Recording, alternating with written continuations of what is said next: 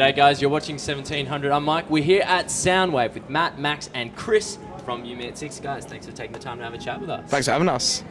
Look, you guys are still holding the Kerrang's Best British Band Award. Are you looking for a back-to-back win this year? Well, if it can happen, it would be nice. What's But the competition like?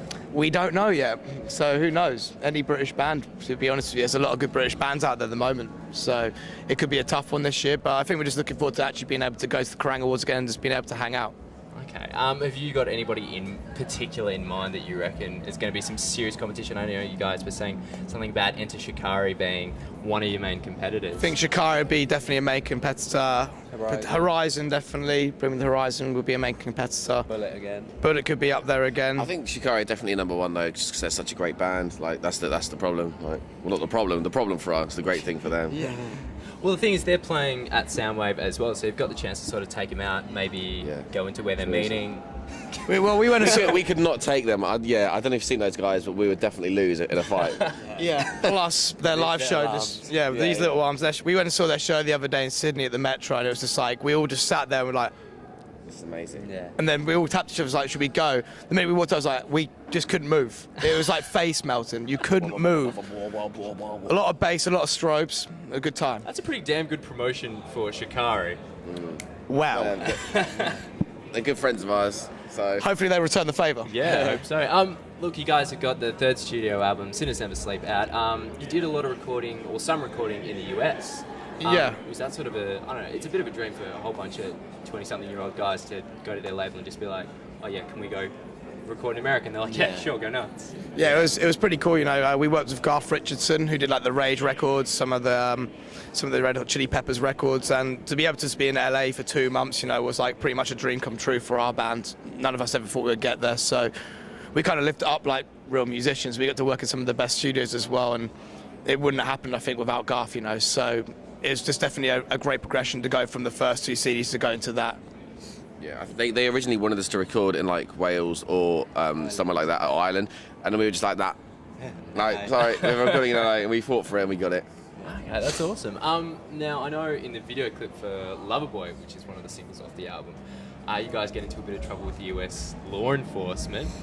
Did any of that really happen while you were there? Yeah, we're badass, yeah.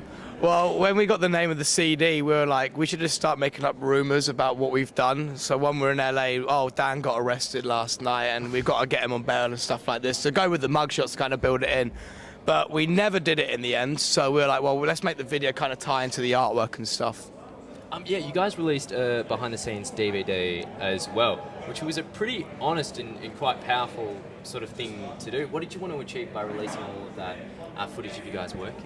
I think we just wanted to put something out that honestly showed what being in a band is like, and to kind of get our fans more in contact with who we are as people, to show that we're not kind of...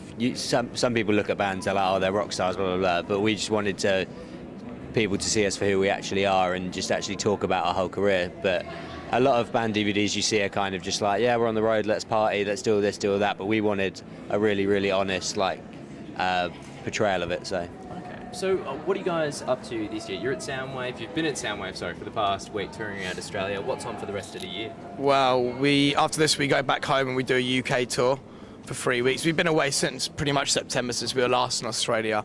So we go home, we do a UK tour, and we have a month off, which is going to be really nice. And then we've got the UK festivals and European festivals.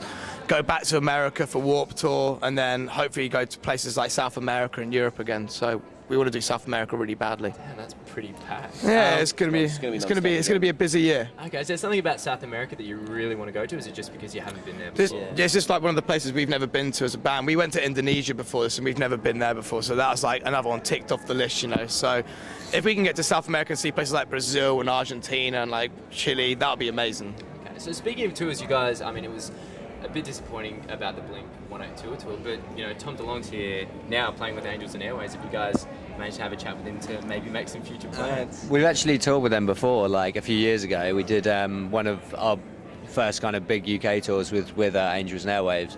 So we have met them before, but I haven't actually seen any of them around yet. I don't know what they're doing, but I think they're the kind of band like keep themselves to themselves, which is cool. Oh, okay, fair enough. All right, well, thanks so much for coming in and having a chat with us today, guys. No problem. We've been live at Soundwave. I'm Mike.